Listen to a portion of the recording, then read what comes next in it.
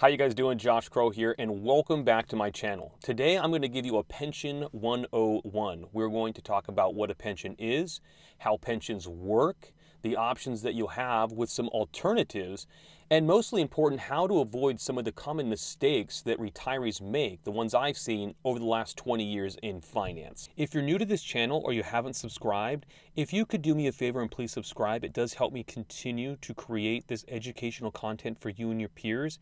As always, the content of this channel are not to be taken as literal financial or tax advice. Thank you so much, and with that said, let's keep moving. So it really doesn't matter if you've got a railroad pension, if you're CSRS, FERS, CalPERS, CalSTRS, private, public, the layout of a pension is the same across all pensions. So let's start off with the two most common type of employer retirement plans. You've got your defined benefit plan, also known as a pension, and you have your defined contribution plan. This could be a 401k, 403b, 457, could be a TSP, and so forth. Starting off with the defined benefit plan, this will be funded by your employer. Okay, funded by your employer. Now, on the other hand, we have a DCP, a defined contribution plan. And this is typically funded by you, but oftentimes includes an employer match, where your employer might match a percentage of your contributions or a percentage of your salary. Now, the defined contribution plan can go by different names. It could be a 401k. It could be a TSP account. It could be a 457. It might be a 403b. These are different names for the deferred contribution plans that you might be investing in. We're not going to talk about deferred contribution plans today.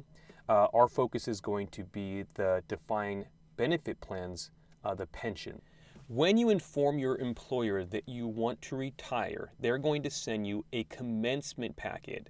And the sole purpose of that packet is for you to answer some questions about how you would like to receive your benefits. The first question you're going to have to ask yourself is, do you want to annuitize? So annuitize, remember, a pension is simply an annuity, and you can choose to annuitize your pension. Annuitization converts a lump sum, the balance of that pension, into a lifetime of income, monthly income that you'll receive for your lifetime and potentially the life of your spouse. The other option you will have is a lump sum option.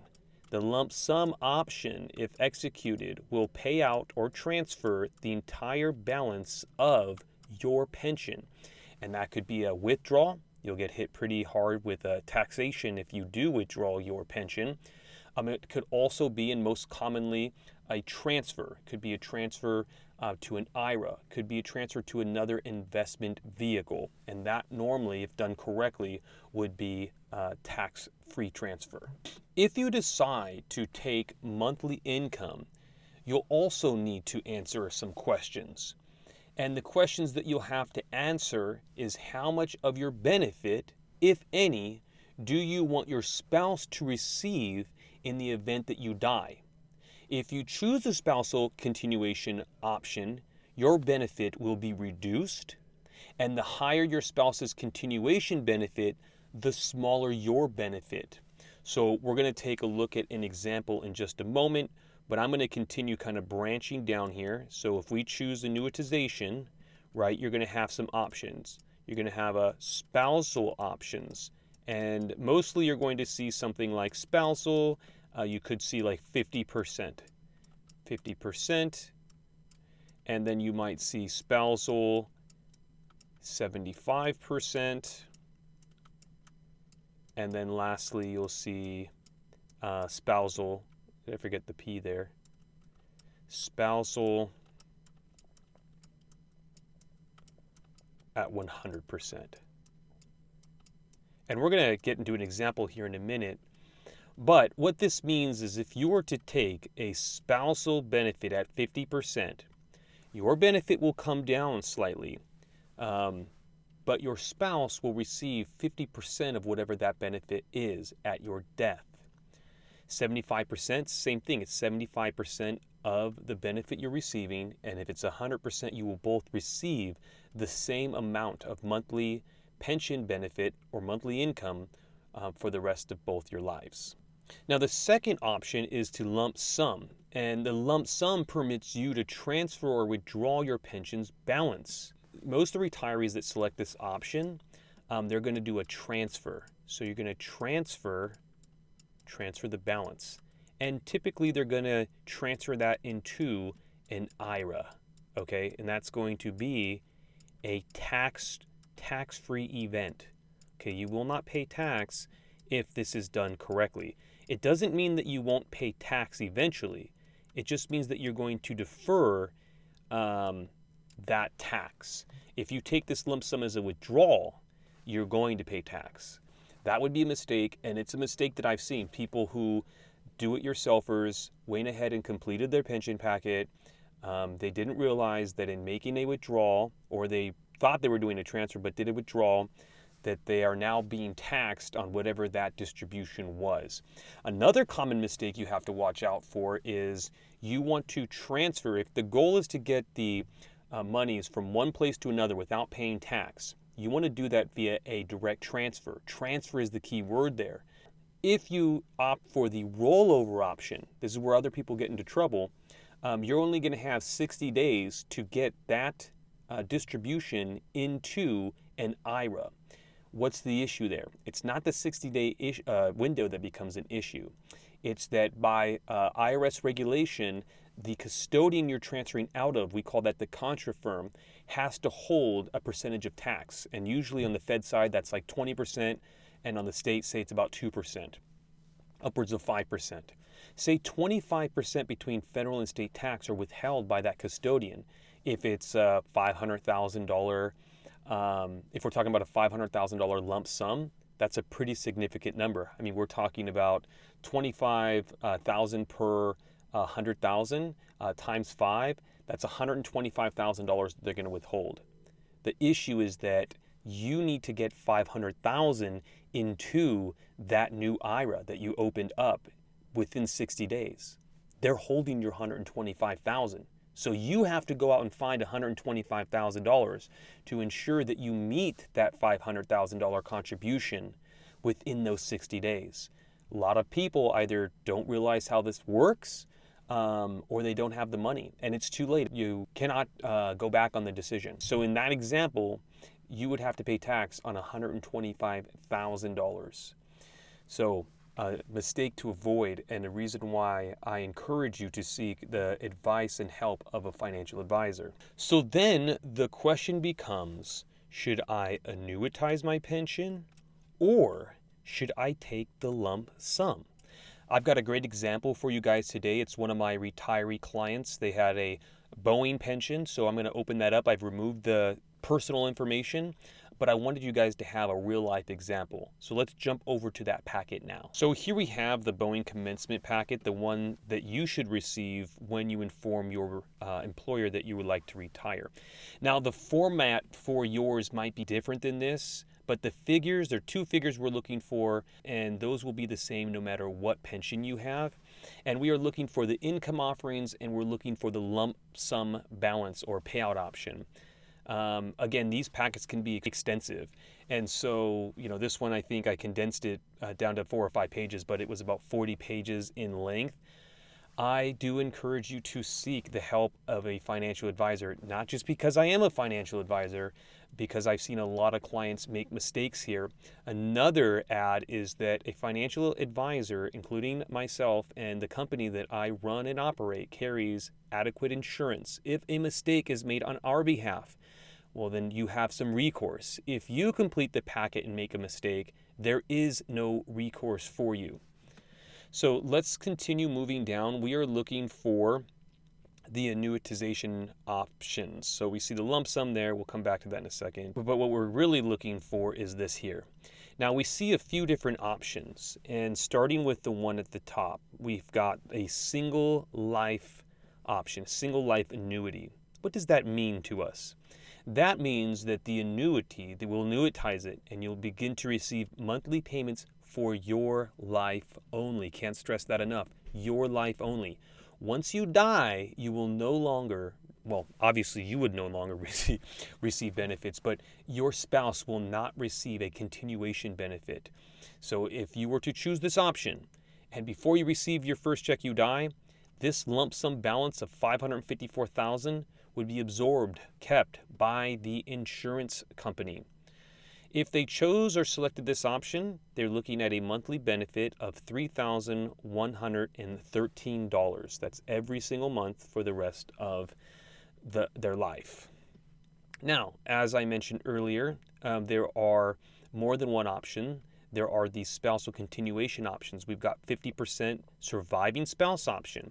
We can see that the monthly benefit, went down from $3,113 to the insured to $2,957. You'll receive less if you in fact do decide you want a spousal continuation option.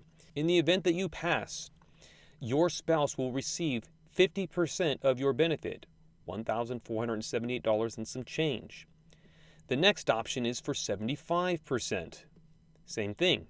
Your benefit will drop down slightly to $2,801. That's about $150 or so. And your spouse will continue your benefit at your passing for a total monthly of $2,101, 75% of that lower benefit. And then lastly, we have the most common option, chosen by retirees, the 100% surviving spouse option, $2,646. So we're pretty far down from where we started on the single life. But the spouse will continue that benefit in whole, $2,646 we see there. There's also this option I didn't talk about, this life with 10-year period certain. This might be an option for somebody who has a beneficiary that's not a spouse. What it means is that for 10 years, starting the day you receive your benefit, that you elect to receive your benefit, for 10 years, this $2,987 is guaranteed to pay somebody in the event that you die. So it doesn't matter who your named beneficiary is. They'll receive this $2,987 up until the 10th year. If you receive benefits for 5 years and die, they'll continue your benefit for an additional 5 years. If you die after 10 years, they will not receive a benefit. So that's your life with 10-year certain, and sometimes you'll see more than 10 years. You may see 15, you may see 20. It is not a very It's not a very popular option. Majority of retirees will not be taking this period certain option. So now that you understand how the income options work within this pension, what the company's offerings are, you can compare that to what their competitors are offering. Why would you do that? Well, because in some cases, not all, other companies, their competitors may be offering more monthly income for the same balance, the same lump sum. Right? And so if they are of the same relative strength and size, it would behoove you to take the lump sum option, transfer that over to their competitor to begin the higher monthly income. So how do we know what the competitors are offering? Well, we call that a Canex report. And that report lists current offerings from some of the largest insurance companies in the United States. You're unlikely to have access to that Canex report because you do need a license in order to solicit these types of products. So if you can't get a hold of them online, you're more than welcome to reach out to us. We can provide you with a report. Contact at sunpathfinancial.com. So here we have the Canex report, and we can see it was prepared by me for valued client. This is for a 62-year-old. It's the same age as the pension, is the client for the pension. It's male, single life, $554,000. Now I took that figure from the lump sum option. So we didn't talk much about that lump sum option. I think I mentioned it once, but if this client were to choose the lump sum option, they would have access to $554,304. Now, moving back to their competitors' offerings, we've got that same $554,304. Okay, so this is a single life. That's the first option we looked at the top of this the offerings from their Boeing pension. Right there, single life, we were looking at $31.13. Let's see what some of these other companies are willing to offer this client. Now, this first one is Equitrust Life Insurance Company. They're offering, there it is, $3,314. So that's slightly more than what they would receive if they were to stick with that Boeing pension. Let's just do the math. If I bring up a calculator, let's just do 3113.15. Since I have this one open, we're going to get a negative here, but that's okay. We know what it is. And we're subtract that from 3314.70. So it's a $201 difference. I would argue that that's over the year $2,400 and worth it for a retiree. The next one in line is Symetra, then AIG, then Penn Mutual. I've done quite a few Penn Mutuals over the years. Just a very large outfit. I mean, I like Equitrust too, but here's Penn Mutual, and Penn Mutual is a little bit lower, so you'd be almost neck and neck there, and probably not worth taking the lump sum option at that point. So as long as we do our research on Equitrust and they're B++, so that might make a couple clients a little queasy. We might move down to the Symetra, the next insurer in line who has an A rating. So this is Standard & Poor's, Moody's, and Fitch ratings. This is the financial strength of the company I was mentioning earlier. So we probably go with the first one that has an A. We're looking at 3222. So let's do the difference between those two and see if it's worth it. So 3222.89 minus our 3 subtracted by 3113.15. So it's $109, $1,200 over the year, or just a little more. So you would have to decide at that point if you're willing to make the move. If it were me making a recommendation for a client, of course I would. I have faith in Symetra. I know who they are. They've been around a long time. They have a good balance sheet. It's another $110 a month. I mean, to fill out some paperwork, to me, it'd be worth it. Now, let's look at the joint life option. So for the joint life option, we have only one difference between that and the single life we were looking at, which is that it's joint life. So whatever amount we see here will continue at 100%. The only option we have here is at 100%. We can't take 50 or 75% like we saw earlier. So if that's something that you are considering, 50 or 75, you may end up just going with your pension. However, if you decide that you want 100% continued to your spouse at your death, then you might consider this higher 2828, again from Symetra, which is an A-rated company. And if we do a comparison there between the income, we're looking at 2828.30 less the 100% survivor spouse option, 2646 minus 2646.18, and that's $182 difference. So because Symetra comes out at the top and they're A-rated, the joint life option is a better deal than the single life option. In both cases, I would make the transfer if the client decided that they wanted to annuitize that lump sum. We would go with Symetra for the single life, and again Symetra for the joint life, because they're going to get $110 more on the single life and about $182 over the course of the year. That's $21.85.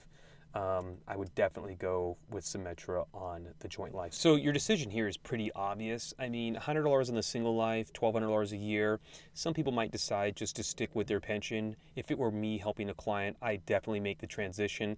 On the joint life, I think it becomes a lot more obvious. You should definitely go for that extra $182 per month. That's $24 or so $100 over the year. That's a pretty big advantage. But this is not always the case. I've seen pensions beat out their competitors by even a landslide, hundreds of dollars. And so it's best always to measure up via the Canex Report against the competitors' income offerings to decide whether or not you're going to stay with what you've got or make the transition via lump sum. Another example of why you might keep the pension is for that 75 or even 50% reduction option. in the event that you predict your spouse will have a shorter lifespan than you. If they do, well, then you'll have that higher monthly benefit. But if you're wrong about your lifespans and you go first, they'll still have some continuation benefit. Another consideration, independent of competing offerings, is going to just be, should I take a spousal continuation option at all? If you know that your spouse is likely to need that continuation benefit, what you could do is you could take the single life and then you could purchase a life insurance policy with some of those increased benefits that would pay your surviving spouse a benefit equal to the 100% payout. Now that obviously is a lot to say. We could help you if you ever want to take a look at that strategy. But really what that does is just allows you to take the higher monthly income of that single life option, but still place in force a continuation benefit to your spouse, but instead of through the pension plan, through a life insurance policy that's held on the outside. That way you can kind of get your cake and eat it too. It doesn't always work because sometimes there's not enough. The difference between taking the 100% spousal and the single life, it's about $700 or $800 in this case. That might not be enough to cover those monthly premiums for the life insurance policy. But if that life insurance policy is $200, $300 per month, that strategy could make sense for you. There's a second deciding factor, and that has to do with control. So far, we've only talked about annuitization, converting the balance of your pension into a lifetime income stream with the potential for a spousal continuation benefit.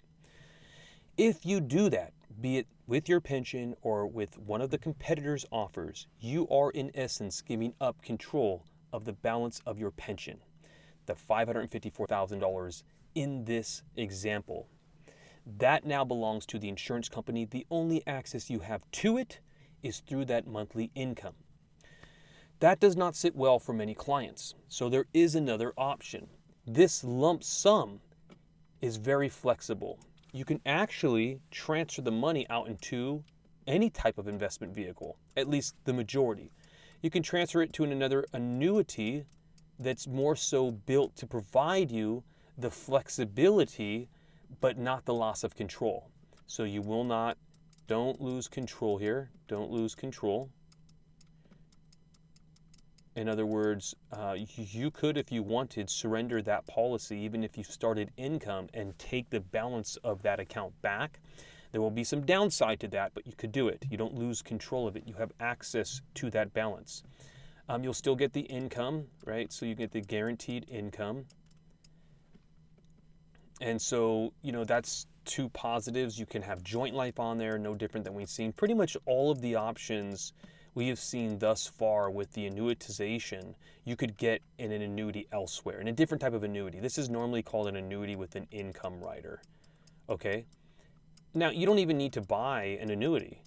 You could actually, this is so flexible that you could invest the money into an IRA. You could roll it or transfer it over into an IRA. And with the IRA, you have all of the same access, actually more than you'd have in your 401k, because a 401k, they're very limited in the amount of investment options they give you because they don't want you to have paralysis by analysis. In an IRA, you'll have a universe of investment options, and as we know with when it comes to investing, the number one rule is diversification. Rule number two is don't forget rule number one. You want to diversify. So you'd have all the flexibility in the world. You don't lose control here. Don't lose control. You'd still have risk. Don't lose control. You'd have a lot of flexibility. And I guess a downside is that you'd still have risk, depending upon how you invest it. I mean, if you're in the money market, you wouldn't have any risk. Treasuries right now are paying 4.5%, 5.5%, and that's backed by the full faith of the federal government. The point I'm trying to make is that you don't have to annuitize the balance of your pension, whether you do it with the pension or via a lump sum to a competitor that has a higher offering. You could actually roll it out into an IRA. You could roll it out into a more flexible annuity. So you do have options. So who does this make sense for, this taking the lump sum option without annuitization? Well, it can really make sense for anybody. A person that's looking for a guaranteed lifetime income stream without losing control of the asset, they might look for an annuity with an income rider.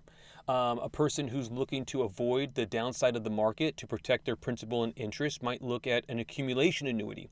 A person who does not mind risk of the market and wants to keep all the upside potential of it, they would look at an IRA. They'll still get all the flexibility they have in their 401k plus some, because they're not limited in their investment options. So it's very diverse, it's very dynamic, and you're able to do a lot with that lump sum option. If you need help deciding whether or not your pension is competitive, or if it's aligned with your goals and objectives, you're more than welcome to reach out to me at contact@sunpathfinancial.com. Please leave any questions or comments that you might have about today's content in the section below, and I'll get back to those as soon as I can. Thank you guys so much for tuning in, and look forward to seeing you in the next video series.